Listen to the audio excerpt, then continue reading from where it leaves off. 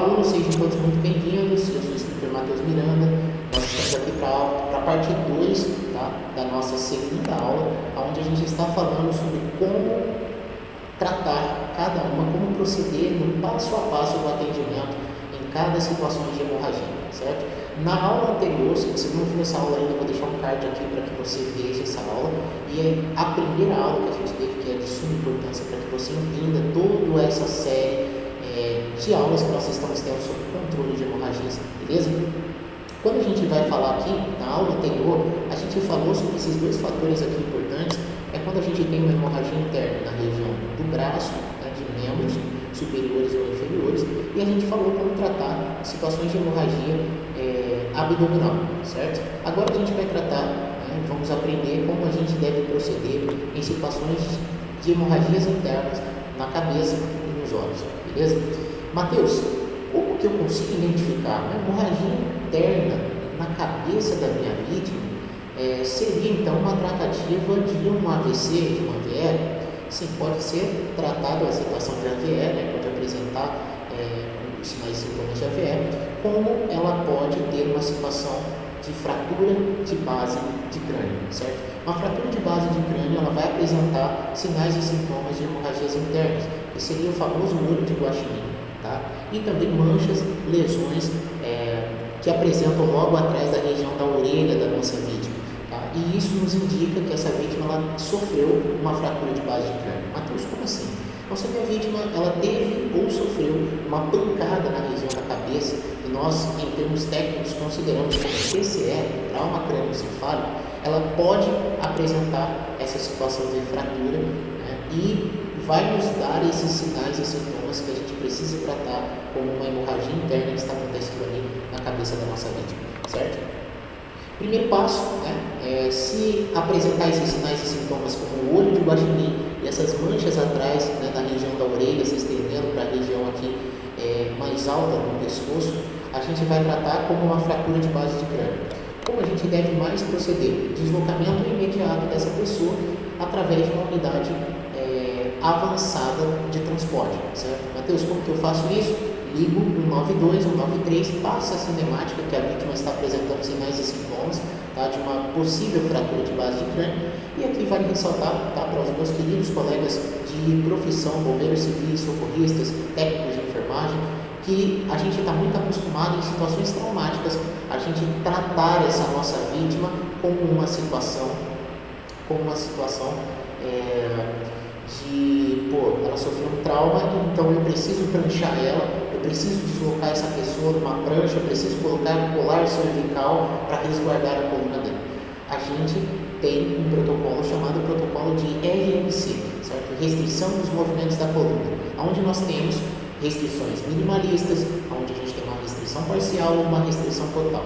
E existem indicativas para a gente fazer esse procedimento, certo? Então, não saia pranchando qualquer tipo de pessoa, e muito menos nessas situações de TCE, de fratura de base de crânio, de fratura de mandíbula, a gente fazer uma imobilização cervical dessa vítima, né? E principalmente, em algumas situações, pranchar ela por completo, imobilizar a coluna dela por completo, né? Fazer uma restrição, né, desses movimentos de forma parcial, minimalista ou total, certo? Porque isso pode gerar um agravante, principalmente nessas lesões na região da cabeça, pode gerar uma pressão intracraniana, e muitas vezes, em vez de eu ajudar aquela pessoa, eu estou contribuindo para que aquele quadro clínico evolua e eu acabe perdendo essa vítima em horas ou até mesmo em minutos ali. Então, tudo a atenção, tá? Explicando esse ponto, né, abrindo esse parênteses para profissionais da área da saúde, socorristas e bombeiros profissionais civis, né? E principalmente para você que é leigo, sempre fazer o acionamento 192, 193, né? O que tiver, o sistema de saúde que estiver disponível para você aí dentro da sua cidade, da região de onde você estiver assistindo esse vídeo, certo?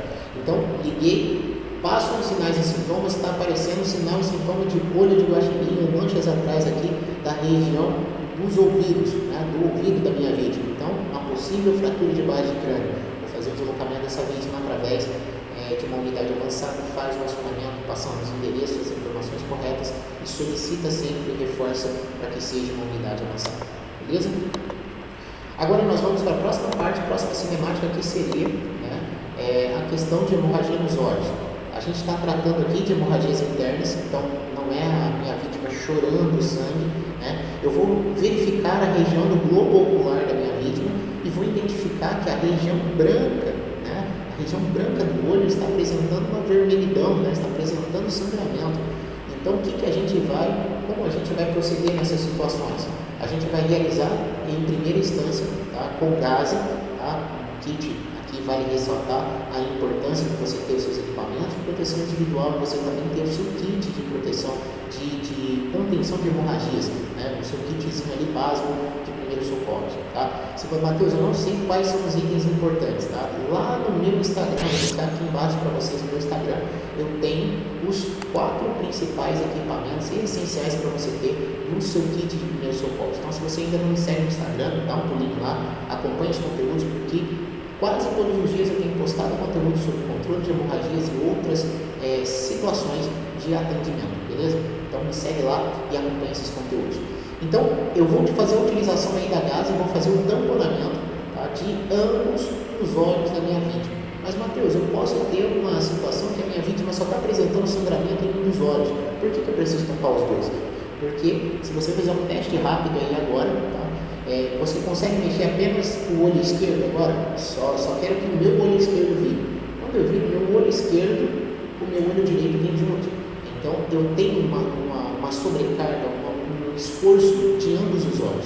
Então, por mais que a sua lesão ela aconteça em apenas um olho, a gente vai fazer um tamponamento dos dois olhos, justamente visando para ter menos esforço, para que eu esforce mais essa região, tá? Para que o sangramento, a veia que está rompida ali, ela não tenha um maior extravasamento de sangue e agrave para o da minha vítima, certo? A gente vai solicitar sempre, tá, o deslocamento imediato dessa vítima por meios próprios, tá? Vai depender da gravidade, do nível de consciência dessa vítima, tá? Se essa vítima ela está no nível de consciência estável, você pode deslocar essa vítima por meios próprios, tá? Se ela estiver tendo alguma variação, tá, nos sinais vitais ou nível de consciência, precisa ser feito o deslocamento através de uma unidade avançada para a unidade hospitalar, certo, pessoal? Então, muita atenção em todos esses itens, né? Aqui a gente finaliza as situações de hemorragia interna. Matheus, eu não consigo identificar uma hemorragia interna no nariz? Eu não consigo identificar uma hemorragia interna no ouvido? Não, infelizmente não nos apresentam sinais e sintomas que nos dê ali nos primeiros atendimentos indícios de que essa vítima está sofrendo uma hemorragia nessas determinadas regiões.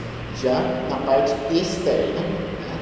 Quando a gente vai tratar no próximo vídeo de hemorragias externas, você vai identificar e vai ver que as hemorragias são visíveis. E aí a gente vai ter tratativas para olho, a gente vai ter tratativas para ouvido, a gente vai ter tratativas para nariz, tá?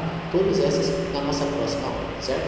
Então, desde já agradeço você por ter ficado até aqui nessa aula, parabéns por ter adquirido mais conhecimento, mas lembre-se sempre que apenas adquirir conhecimento e não compartilhar esse conhecimento com outras pessoas, você está sendo negligente. Essa é uma informação de utilidade pública. Qualquer pessoa, qualquer um de nós podemos estar numa cinemática de controle de hemorragias e nos apresenta hemorragia de cabeça, hemorragia no olho, né, e hemorragias internas. E as pessoas não sabem como proceder de forma correta.